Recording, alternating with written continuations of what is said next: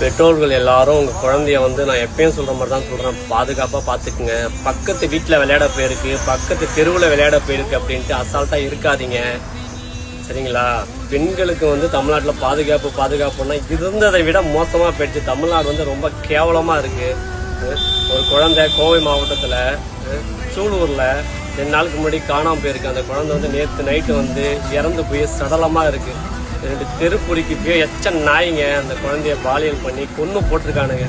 இப்படி தான் இருக்குது தமிழ்நாட்டோட நிலைமை. வந்து 2 நாள் ஆயிடுச்சான். தெருவுக்கு தெருவு சிசிடிவி கேமரா வச்சு எந்த தப்பும் நடக்காத பண்ணணும் இந்த தமிழ்நாட்டு கவர்மெண்ட்டு. இந்த 2 நாய்ங்களுக்கு அந்த கவர்மெண்ட் என்ன தண்டனை கொடுக்க போகுதா, இல்லை வழக்கம் போல தான் இதை மூடி மறைக்க போகிறாங்களான்னு தெரியல. உங்கள் வீட்டு பிள்ளைங்களை பத்திரமா பார்த்துக்கோங்க. அடுத்தவங்களை குறை சொல்லி ஒரு பிரயோஜனம் இல்லை. உங்கள் வீட்டு பிள்ளைங்களை நீங்கள் தான் பார்த்துக்கணும். வேறு என்னால் எதுவும் சொல்ல முடியல, கஷ்டமாக இருக்குது.